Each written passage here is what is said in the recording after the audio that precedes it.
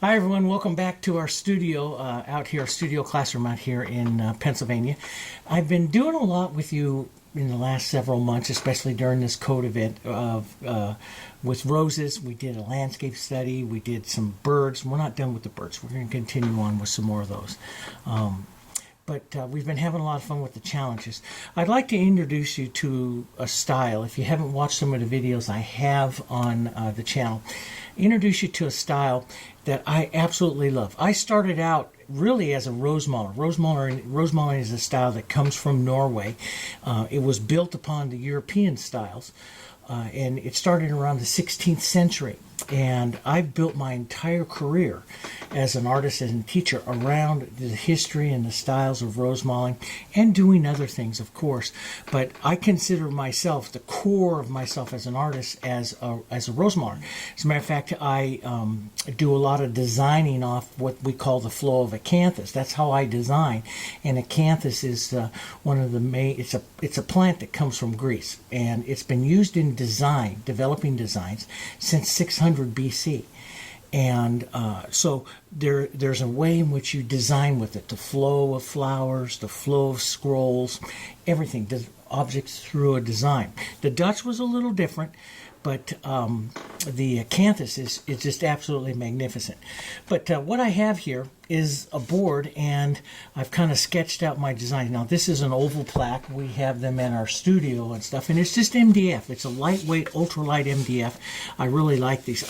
I love these surfaces because they have to be absolutely smooth when you're going to do any kind of Rosemaling. Now, the Valdres, this is one I did a few years ago. I like to play with the styles. This is one I did in 2017.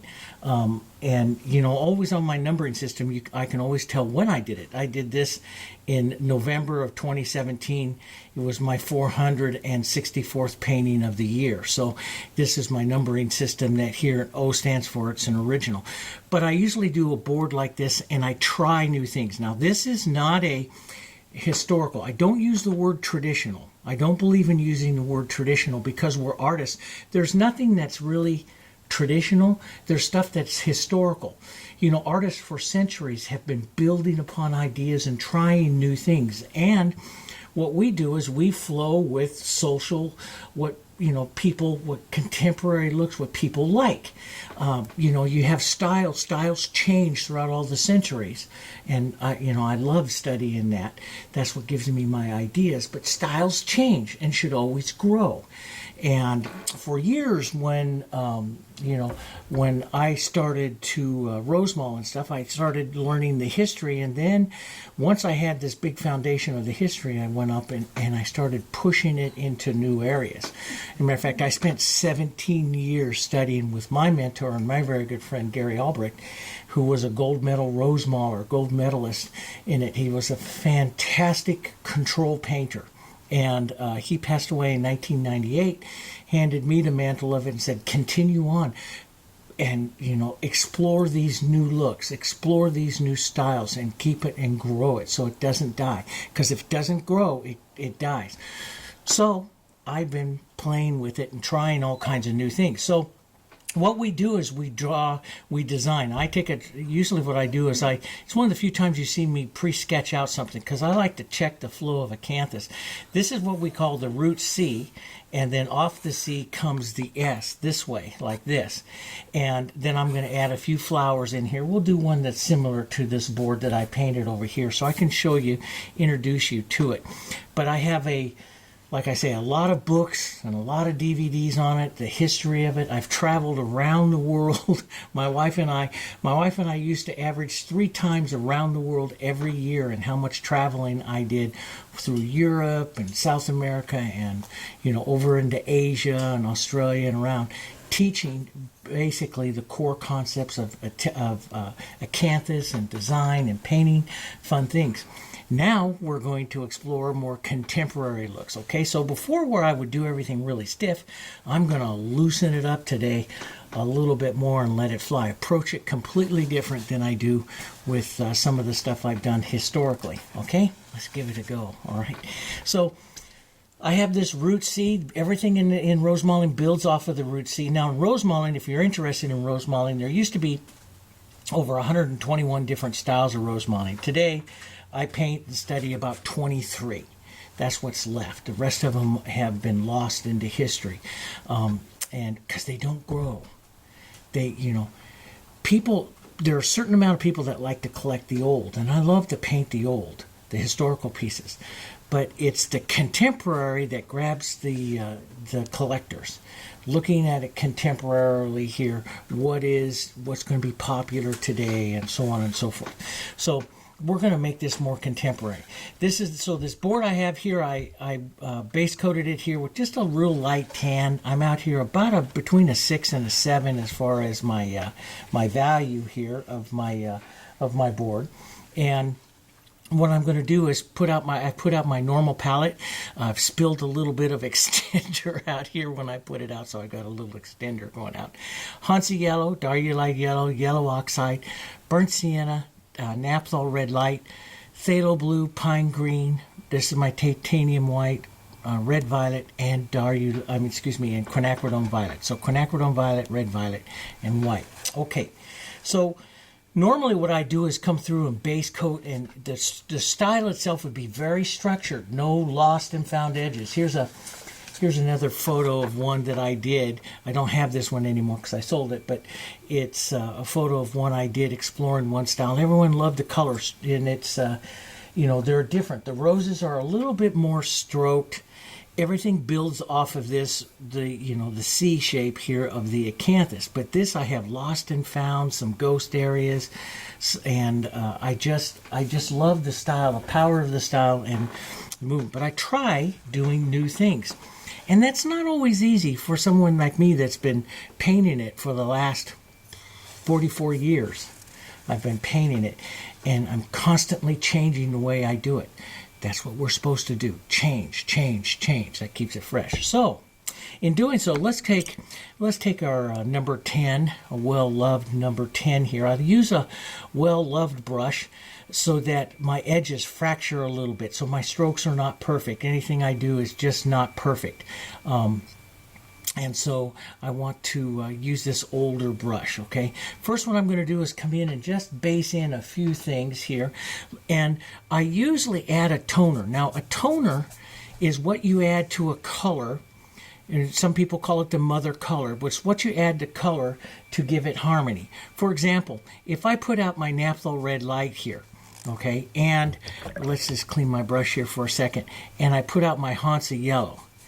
Now, those two colors there, they do have a little bit in common because there is Hansa yellow inside, or it's real close. Let me put it that way. It's real close to the wheel. This is PY74 and PR9, and they're real close to each other on the wheel. So there would be a subtle, you could see kind of almost like a yellowish undertone there because it's a red-orange. But what you do with a toner is you take a common, usually an earth color, and you add it to the color. So now I'll shift this color over this way. Add just a little bit of burnt sienna into this, and you'll see it tones that down a bit. And then I'll add a little bit of burnt sienna into this, and it's kind of like what we do in fabrics and everything else. What it does is it brings a harmony to the two colors. So the two colors come closer together in their look. So here was the original here, these two colors here. And now you can see the better tone between the two. So we use this to create harmony within our paintings, okay? So when, and a lot of Rosemaling styles, I did that for years, was always to create this harmony. Now I do that a lot today, but I may also spark it with some pure colors later on because I'm looking for some of that contemporary looks. I'm looking for new looks. But I usually, when I paint into the Rosemaling, I will pick out a mother color or a toner and start that into my colors, start that into some of my colors. So let's do some of that, okay? Let's put a little bit of a warm, and you can see a warmer kind of yellow splash into this one. Let's do our red here as well. I'm going to really get a little bit wild. I'm going to put a little extender into this, so it gives me a little bit of a more open time here. Let's put a red. So this will be my red rose right out through here, okay? I'm going to put some of that red right out into this flower. So I'll give them some harmony there between the two colors. Maybe make myself a nice grayed white, add a little bit of blue, and see this grayed white. Boy, that's almost the background color. This grayed white here. So when I'm painting the roses and stuff, I like colors. I like colors to move through them. Now, this is not traditional, or not traditional, it's not historical to the Rosemaling. They wouldn't do this kind of stuff. Well, I'm going to do it today because we're going to paint it a little bit different here. Okay, so let's take that real soft blue kind of color here, add that, see this burnt sienna into that. We'll soften that down a bit. Okay, let's add some of that. That's going to be right into our background. Now we may completely change this. That's going to be that flower sits up over there. What I do in this type of style now is I look to carry colors through also. So I may not, and I would never do this in a historical piece. They didn't do it. They didn't have to. It wasn't popular during that time. But that's a contemporary look where I'm just looking at the moving of the color. And I talk to you a lot in my roses and everything, moving the color. The color is almost as important as the objects themselves, just moving the color.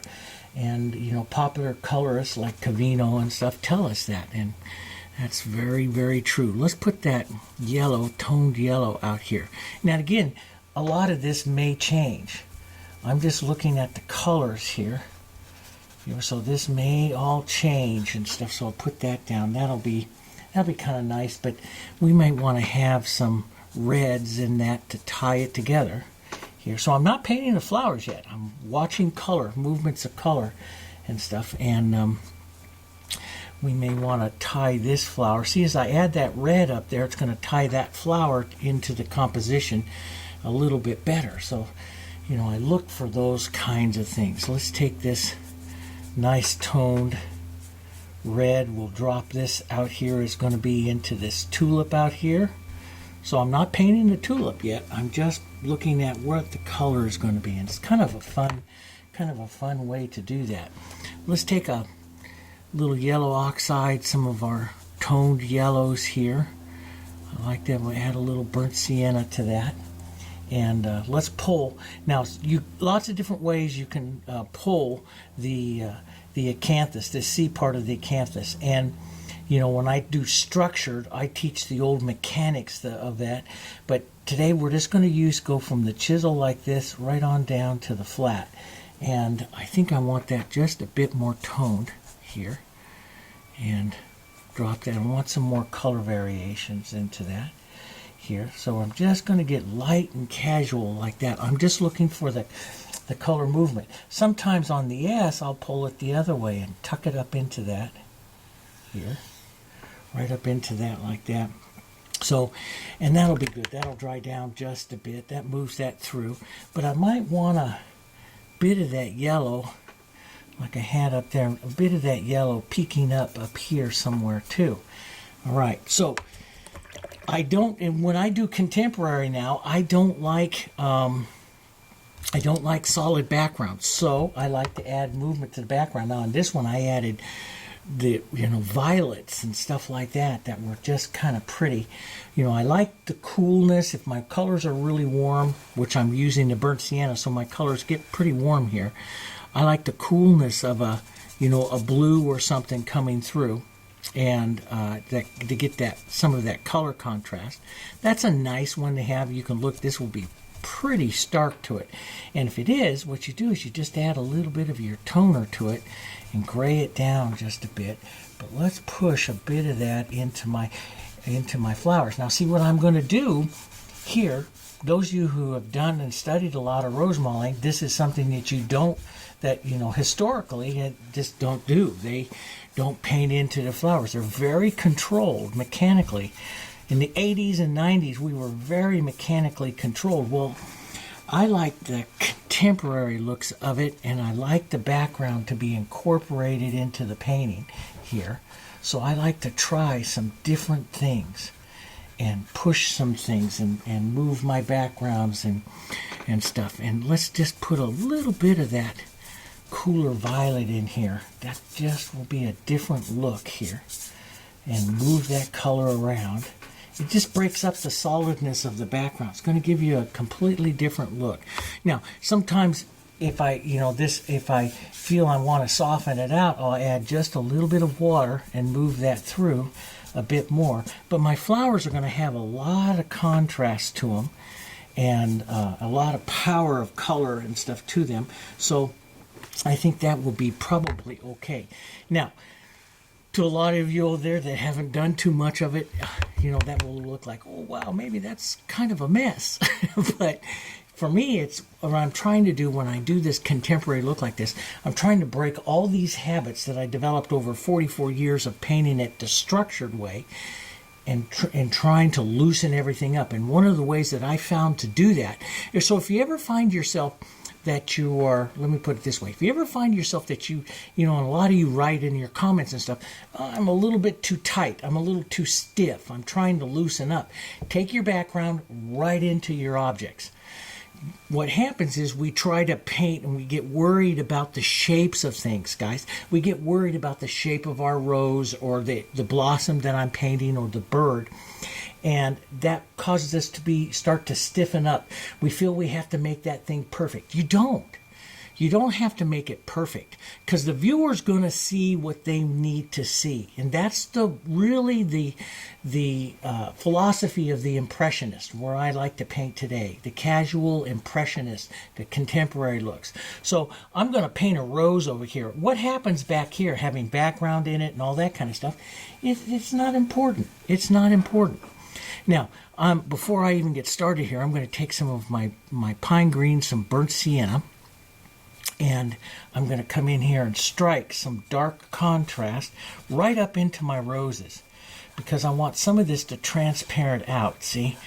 And so it's just going to blur this out. This is something, again, that historically they never did. They kept clean lines. Well, we're going to do it a little different today.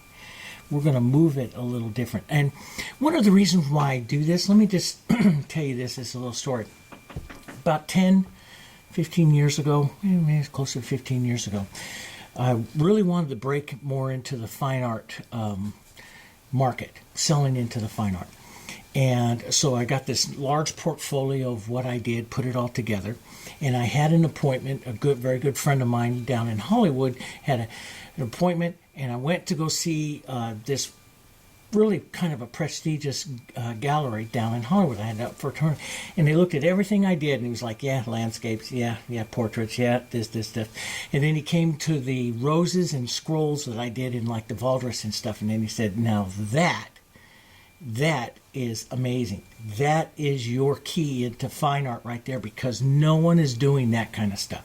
He says, you concentrate on that kind of stuff, and you'll drive your own look into the fine art market. And I did, and it worked. And that's why I continue to paint some of this stuff today, because it is a fantastic look. To really do it well, you have to know acanthus. You have to kind of really study the old, but it is a beautiful look. So if I have this curving line down, I like to pull that powerful, remember from in landscapes and stuff, I always talk to you about strong horizontals and strong verticals.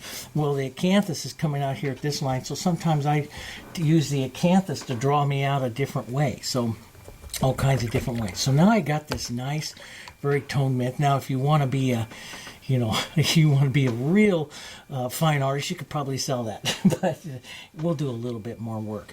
I'm going to take some burnt sienna here, and we'll add a bit of yellow oxide to that. And I'm going to I'm just going to shadow, take a few more little lightweight. And notice now I move my hand way back on my brush when I do this. That allows me to swing my brush more, and it gives me a finer edge out onto my brush. And I've noticed that I like to do that, when I go to paint the acanthus like this. That's how I like to do it. And it gives me a nicer look. Now, I'm not even going to clean up all these greens. I'm going to put a little extender here because I like it how it slides over when I'm painting the acanthus, the shape of the acanthus here. And I'm going to pull a bit of that green and stuff coming out here. Pull a few of those lines out. and maybe make this look just like it is coming out here, like a leaf is turning right into that right there. And you got to be careful, and I hit this a little wrong. You don't want to disrupt too much of the flow of the acanthus there. So I don't want to disrupt that too much there. So you got to be careful if you use your finger like I do to blur it off and stuff, that you follow that line that you're doing, so you don't get, so it gets a nice flow to it. You always want it to flow in and out there. So that'll work. That'll work okay. And we'll take a bit more of our burnt sienna and green, and let's pull some of those lines out here just. And I'll do a lot more of this towards the end. These are just little brush dances, or the movement lines I like to add to designs. So I can see that acanthus pretty well there. That's what I like. Okay, let's get in and let's paint ourselves a flower here. We'll go up here with our red. We'll add some red violet into this. I'm going to keep these colors really kind of dirty in here. I'm going to go up just like I do with a contemporary rose that I paint with you, and add that darker center, and add some of that bold down over here, bold color right in here.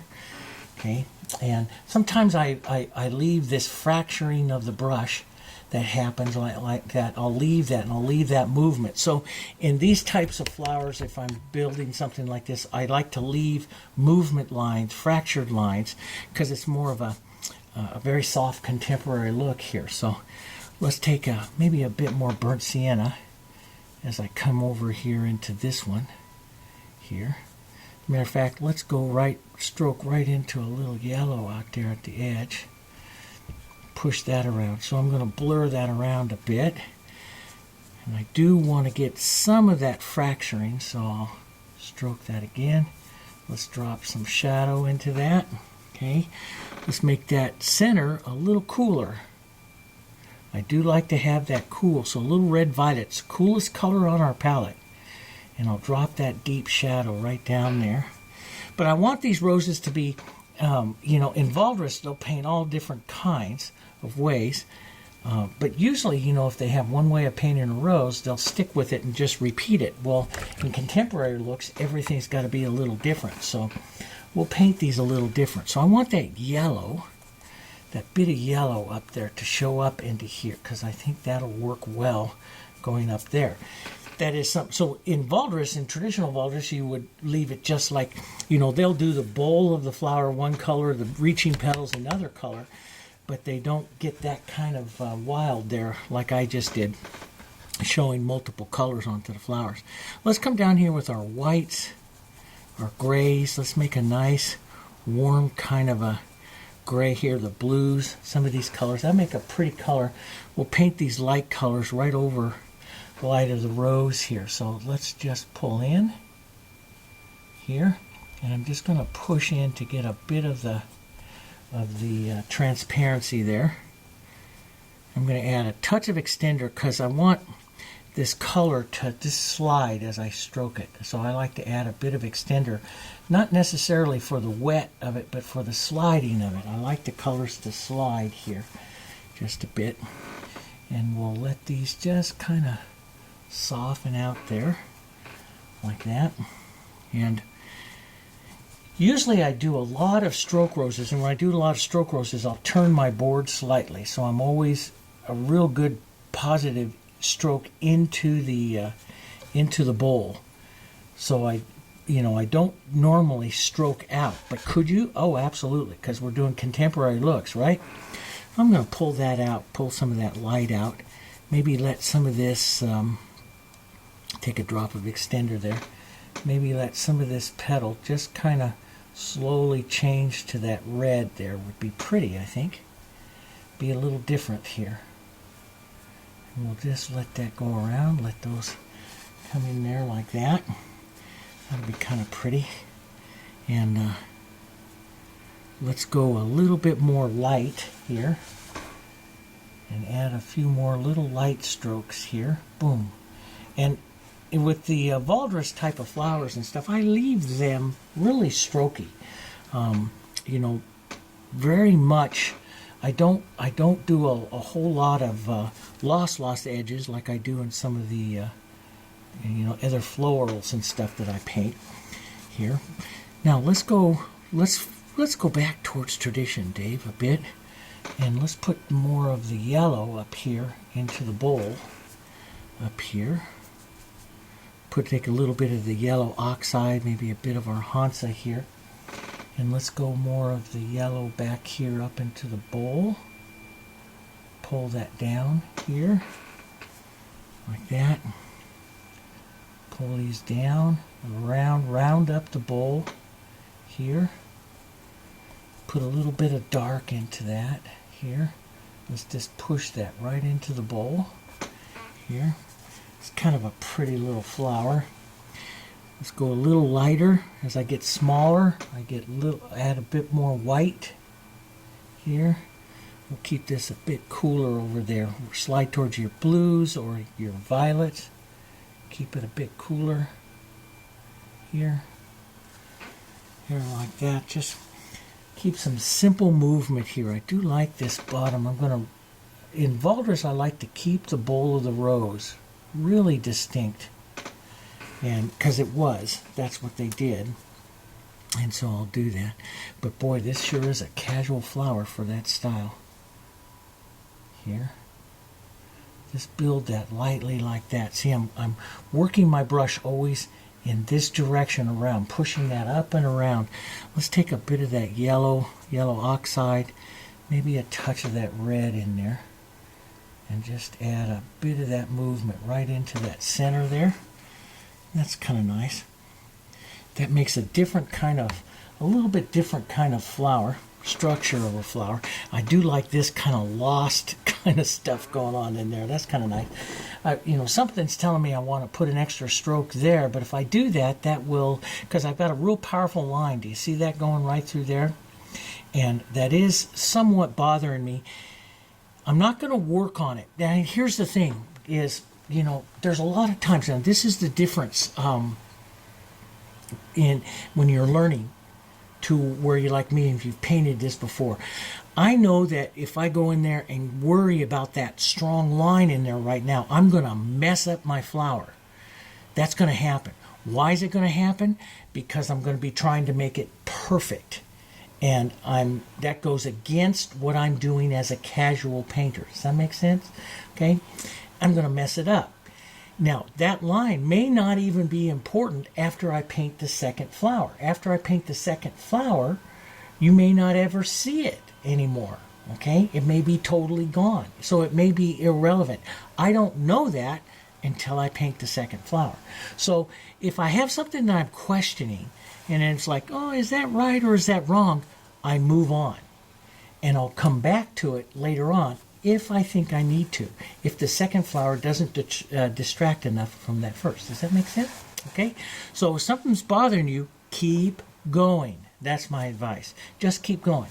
Now, see, I like this movement here, and it's already dry. I like that movement. So let's see if we can preserve some of that.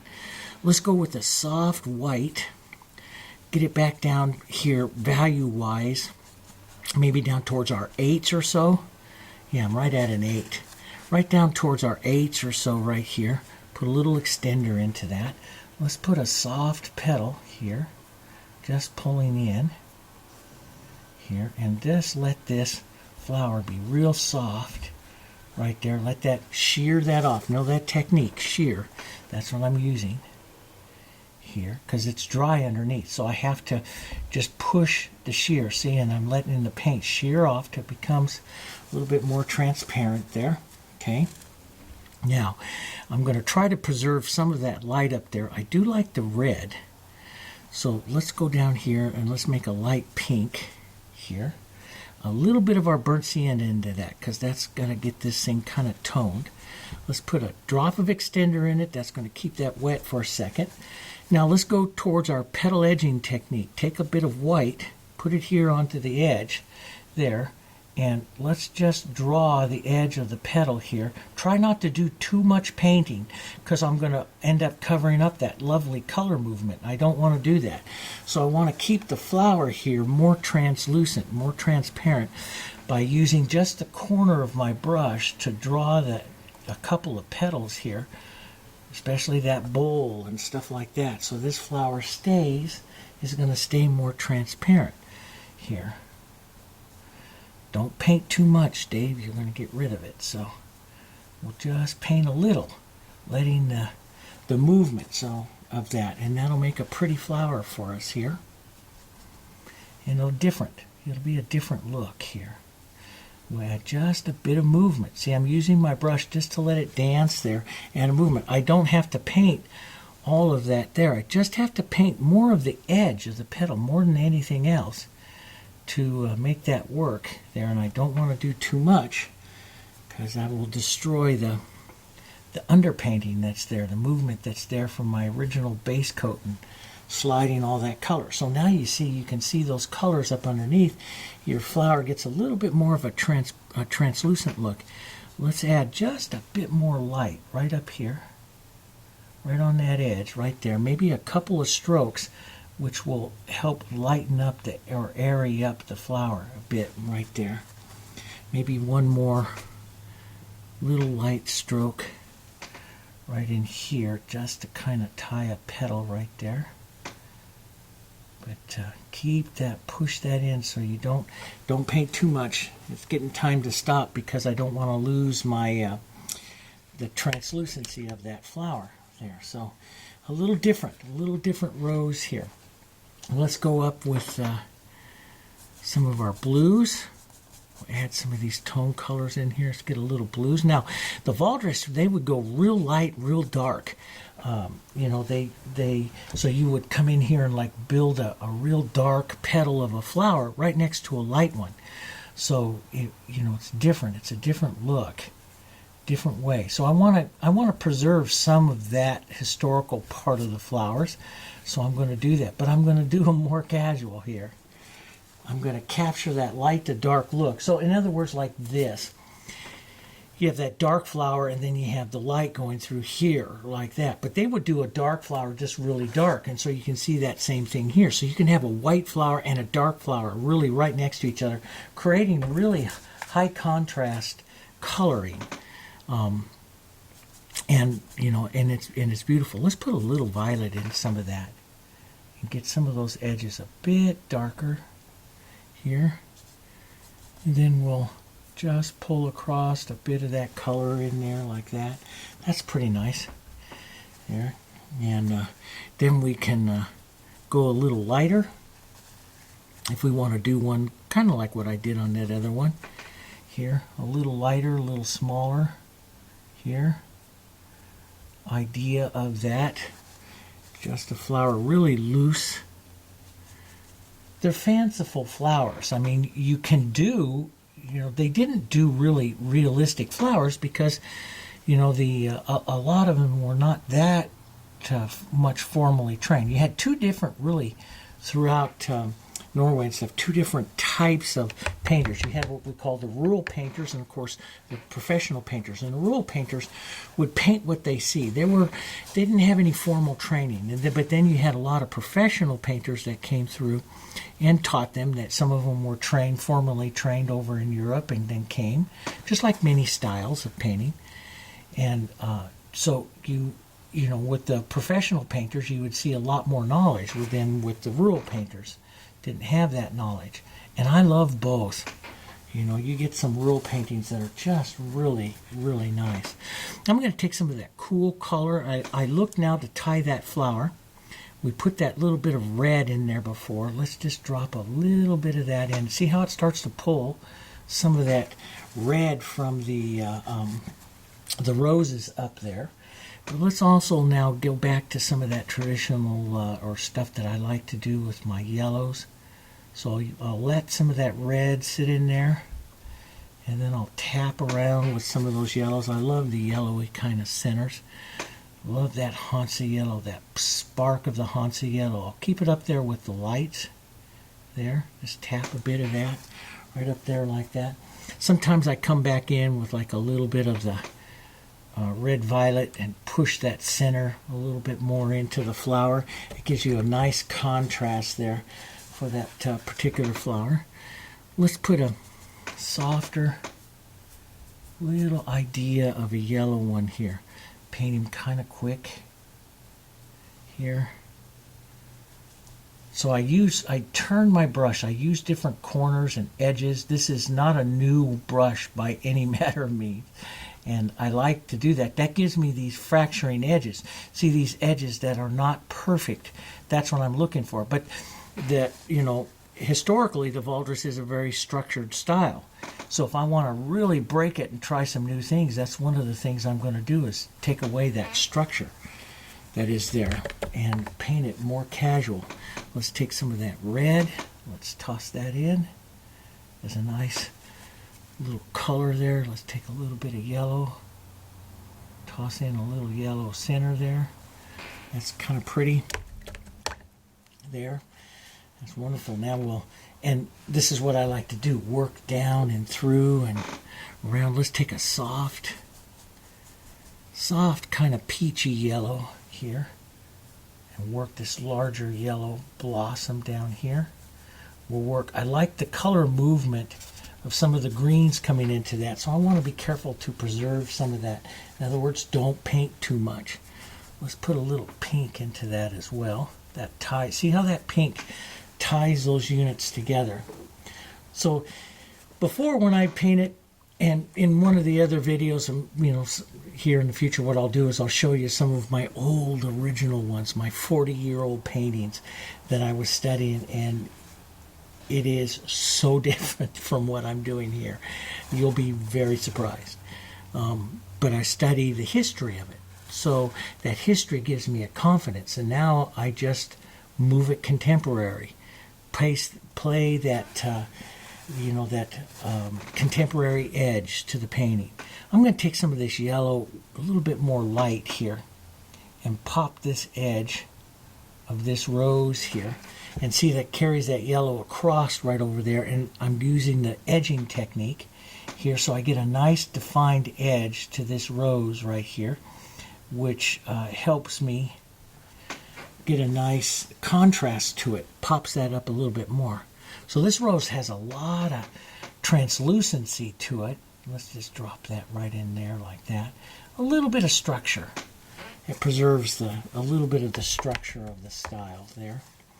Okay, let's go more light. Some of that yellow here, and do the smaller, lighter section of flower with petals. But again, I don't want to. Before I do these flowers really super perfect, and the petals would all be about the same. I don't want to do that this time. Let's pink that up. Just draw some pinky color in there. It's working right in there with that. Maybe go back out with some of our yellows and whites here and just revisit. I'm working on the edge, the very edge of my brush here, cornering it. Maybe work that edge of the petals here and define those edges just a touch more. Do you do it or not? That becomes part of the look that you want to develop. That's up to you, what kind of look you want to develop in your flower. Let's grab some of those reds, burnt sienna reds. Burnt sienna red's always pretty inside a yellowish flower. Let that just blur, just like that. Just let it blur. And let's go even a bit of yellow oxide and Hansa here. Move that around. And we can always come back and add more. So I always stop a little short of what I think it finally needs, so I can always come back later and add more. Sometimes after I get another flower done, I don't want to add more. Now, with all of that gone, see, I'm not too worried about that line right in there right now. I might pop up a little bit more light right here just to disrupt that line. See that line that's still there, but you don't notice it as much now as we have all that other stuff in there, see? So don't always spend, if something bothers you a little bit, then don't always spend too much time. This is a little red violet working the shadow. Move on, because it could get better. It could get a little better. And so just move on. Let's take a lighter bit of the white and the yellow here. And just push this edge here right into like that. That gives a little bit more of an edging to that flower right there. And a little different look.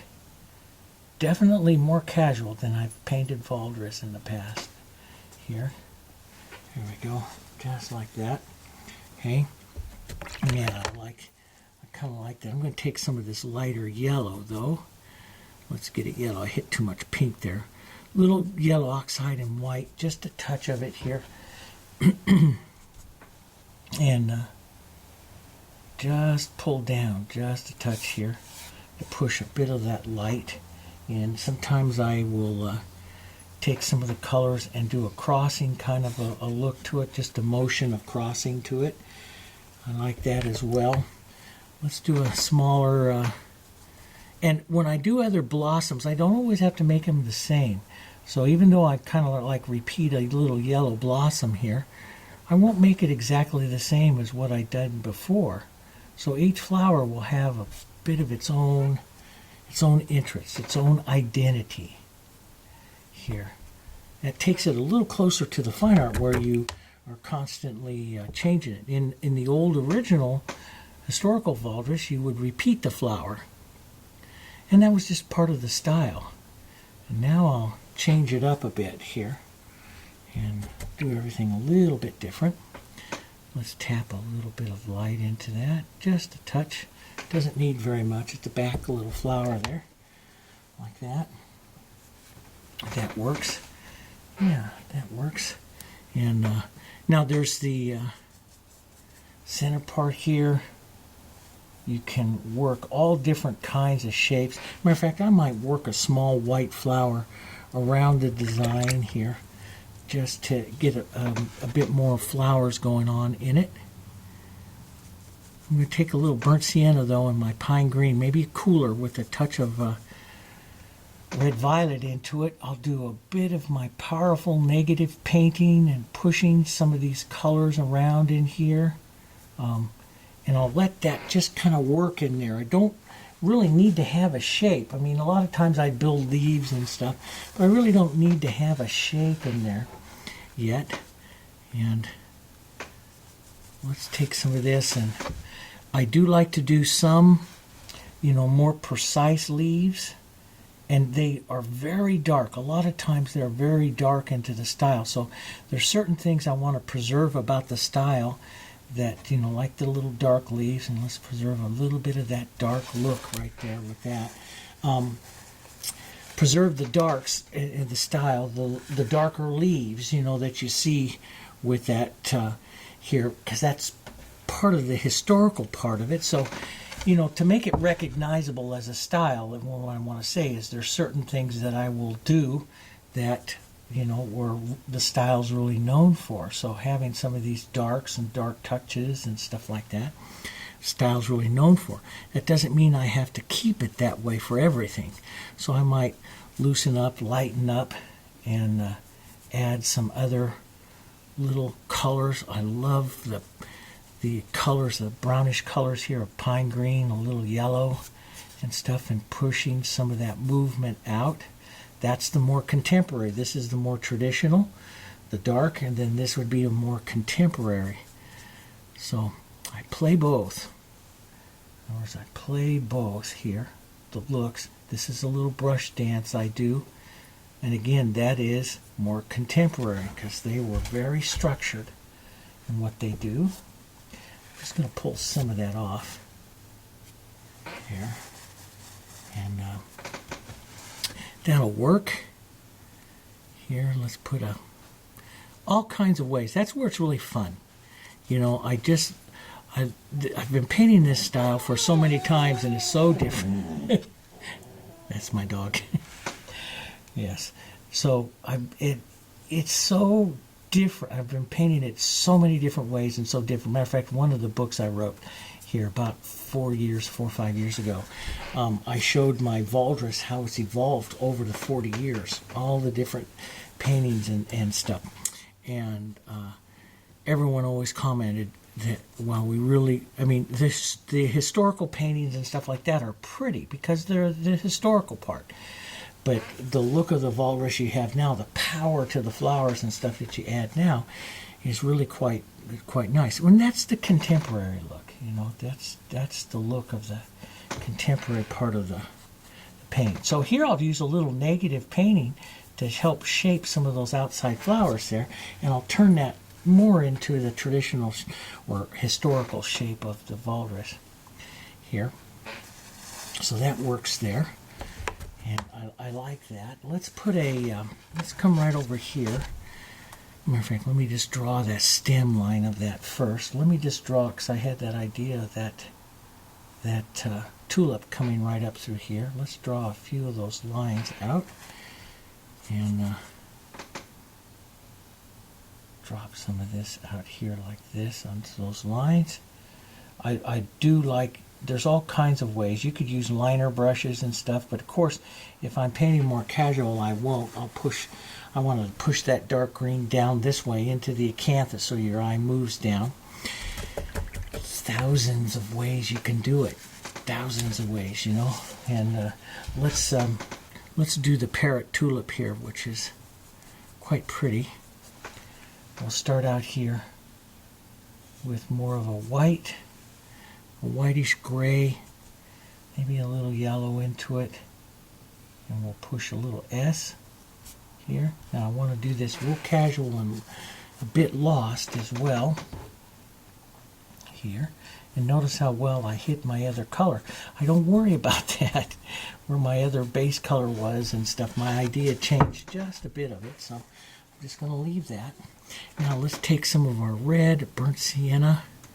So I'm going to work from the warm to the cool. So I'm going to work a stroke here of the warm here to kind of put it on the tulip there. Let's just pull right through that.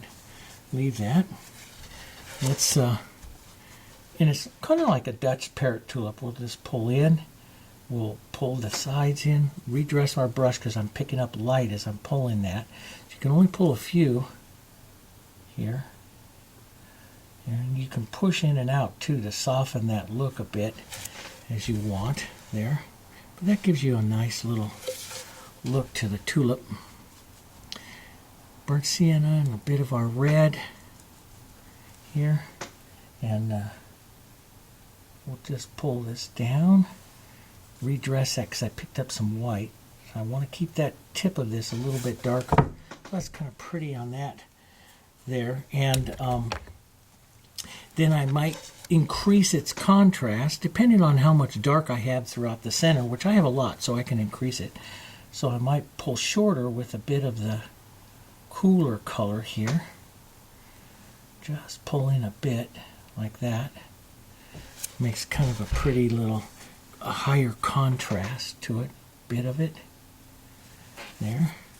And sometimes I'll take a warmer, lighter, so we'll hit here with some white and some warmth to it, and stroke this edge here like this. Here, putting some light onto it. Again, keeping it kind of casual. Here, just pull that on. Just kind of round it a bit. Round that whole shape just a bit. Not too much there. Just a whisper of that. There, it makes kind of a pretty little tulip coming out of that thing. Now, sometimes I would take and put the light little edge to build the calyx up here. Sometimes I put a darker color of the calyx. There's a lot of stuff, but you should have some kind of little calyx there for that tulip there, like that. And that works. Let's take a bit more green and burnt sienna and just pull out just a bit. Keep that nice dark in there, like that. That's better. So that all worked pretty well for that. I could have a few more darker, more contrast, darker leaves. Here, we'll just focus this one up a bit more here. sometimes adding a little bit of blue, that helps that blue. Now, see, and many times in the Valdres when I was painting it, after I really started studying into the 80s, a lot of color theory, the Valdres bothered me because they'd isolate the color. You know, you'd isolate that blue flower. It's isolated out there all by themselves. So I started to do other little things that I knew, and which changed it more contemporary. Was I could move away from, now see in Valdres you'd let that happen. You wouldn't worry about that. I'm just going to put a little here and grab some of that transparency of that green coming through that flower. But there's, I start looking at it now and I was just like, oh, okay, I can take some of my blues, put a little burnt sienna in it, some white. I'm going to go to a smaller brush here. This is my little number 6. And I can, so the Valdres would leave it. They wouldn't worry about it. But if I'm, doing pure color, I might take a blue to a white little flower here. So, and push a little bit of a flower around just to help move color. And I let them go blue to white little flowers here. Just tap them around here. Each one will be a bit different here. So that helps carry the blue. Of course, the background, the blue's into the background, that helps it. I found even up here in towards my center of interest, it was really nice to override sometimes a flower and drop one of these little guys right into the center of interest. And in Valdres, they would do that quite a bit. So we'll drop just a little bit of one right in there. And you can let these flowers just kind of show up everywhere. I put like runs of them right down here. Here. Let's put a little more blue into some, so they get a softer little color. And I vary the petals. If I'm growing down like this, I'll do the longer petals out by the backside and then shorter ones over here. And what that does is it causes them to grow down. Do you see that? So the longer petals pulling the flower down. That's part of the design. That's part of the design here. So I use the petals of the flowers to really kind of pull your eye where it is you want to go. Now see, on just create these are those, even those, studying the French, the little Eugene Petit, that I've mentioned to you before. Put some little petit marks of color, the casual marks, that looks like the little flowers and stuff coming out there of the design. It just kind of lightens that all up. You can start tossing these little guys everywhere here. They just kind of lighten and area up the design. Just be a little casual with them there. It makes kind of a pretty little painting. Now, and you can, in the old traditional or old historical, they would just put a couple of colors, a little dot into the centers here. I'm just going to put a little red and then a little dot of yellow here onto that. Maybe a little dot of yellow here. A couple little dots or a dot. I always like to vary them. And nothing perfect. That's the way I paint these now. And, you think, oh, wow, okay, that's hard. That really is hard. To not be perfect like that, yeah, that's really not hard. I have found that, I painted it so long for so precise, so mechanical, so precise, that motion is in my hand. Those acanthus, those flowers and stuff. And, so I have that there. Now, in the casual look, I want to break that a little bit. So that hurts me in some instances. But the one thing it does give me is confidence, because I know the Valdres shapes. And it is like when I started studying the Impressionists, they always say, you paint with confidence, you paint with confidence. And I've mentioned that to you guys a lot, right? Paint with confidence. Just put that thing on there, and you will always be bothered somewhat by it. The other people won't, but you will always be bothered by it somewhat. Now I am going to put just we're in kind of a pinky kind of color, yellow pinky. I am going to pull this one out, almost collide those two just a bit right there. And I don't want to lose too much of that transparency there, so I'll pull that out and maybe build this light. We're kind of a yellow, so we'll go right over here. So don't worry too much about the color. I'm watching the value. And I'll just pull a lighter light, bringing those together. Let's put more of an edge, a little bit more of an edge, corner right here with this one. Pull that up just a bit more. There. Now, before in some of the little videos and stuff I did one with you on tinting and glazing. You can tint and glaze and try some different things with these types of flowers as well. They're just real pretty. Now, to finish it all up, to finish up a painting like this, I picked some of the colors. You know, I do like my blue. Now I got my finger all into the blue out here, so I might just add some more of that blue right out there. Like that, just kind of look like it was on purpose, you know, even though it wasn't.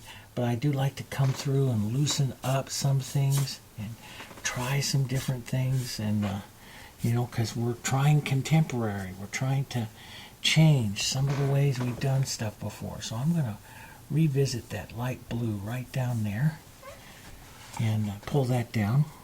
If you don't want to, you don't have to, but I'm going to revisit that light right there. I like that powerful light coming through right there. Let that play. I do like sometimes the light to travel through and pull down. You know, here I like kind of some of that kind of look to it. Looks nice. I will probably want to, I have the dark, but I might take my smaller, and you can go lights, you know, you can add lights, even though they didn't add too much light green. Boy, you sure can.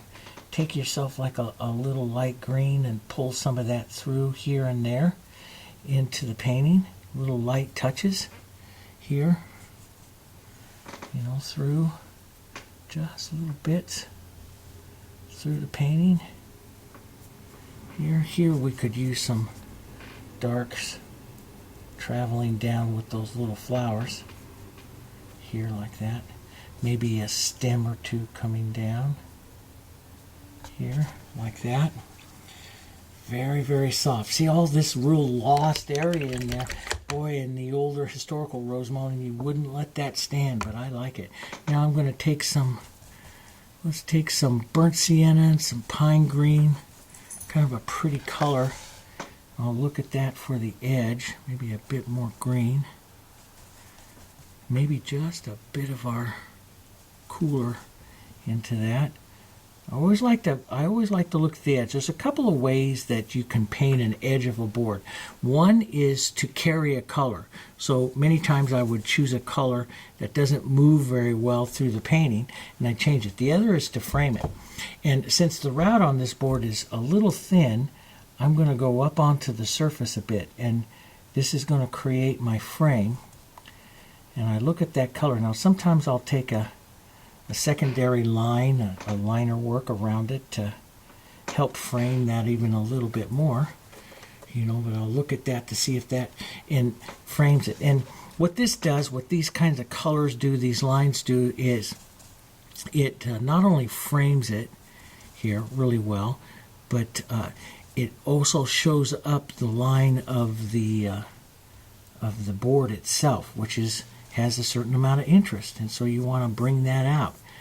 You know, otherwise the board can lose itself against the wall. So what we would what we would normally do is trim this out here. So I'm going up on the surface a little bit, looking at the width of it to hold my eye. Now, if I want that to be a little bit lighter looking, in other words, it if I think it looks a little heavy, I'll take like a liner brush, or here's my number 4 that I use for my birds and stuff. And what I'll do is leave just a little bit of a space, and I put a small line like this all the way around. And I used to do that. Sometimes I'll put a little dot. I used to do this a lot, so you just follow that around here.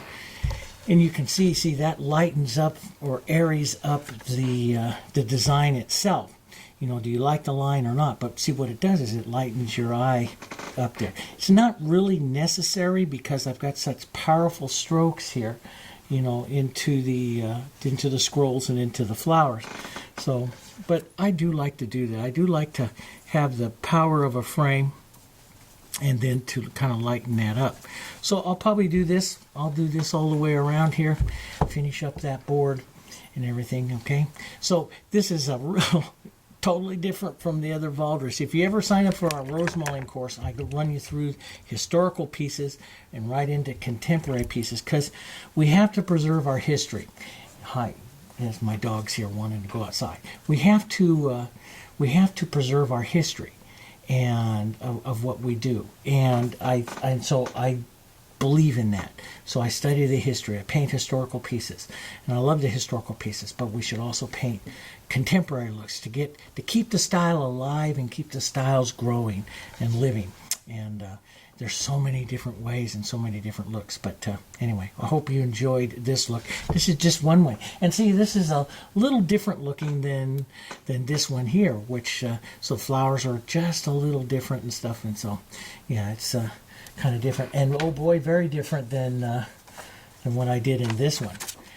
I do like this flower here. It's real cool colors, and I played against the warm, and I did a lift-off technique on those where I lifted off, and I did some of those. So I take some of those techniques out that we did in the Rose Challenge, and I apply it to some of these older stroke painting styles, and it's a lot of fun. It's a lot of fun, and it creates a look. So those of you that are kind of like, what's going to be my style? What's going to be my look? Boy, look to some of these. And just like that gallery down in Hollywood told me, no one does this kind of stuff. And so I did. And I sold them very well. And so hopefully you can find something like that as well. Okay? All right. And if you like it, make sure that you subscribe to the channel. Make sure you hit that like button. Please hit that like button. We really appreciate it. And hit a comment down there. And if you want to get notified of the new bet, there's supposed to be some little bell. I haven't really looked at that thing. Everyone says hit the bell. So if you're not getting notified of when we post videos, and we try to do 2 videos a week, if you're not getting notified, then you might need to hit that bell. Because I had a lady comment, how come I'm not getting notified? It might be because they're changing things all the time. It might be you have to hit that bell. Okay? All right. I'll see you guys on the next one. Another one coming. We have another bird, and I've got a glass set up right up over there. We're going to paint glass. Okay. I'll see you guys in the next one.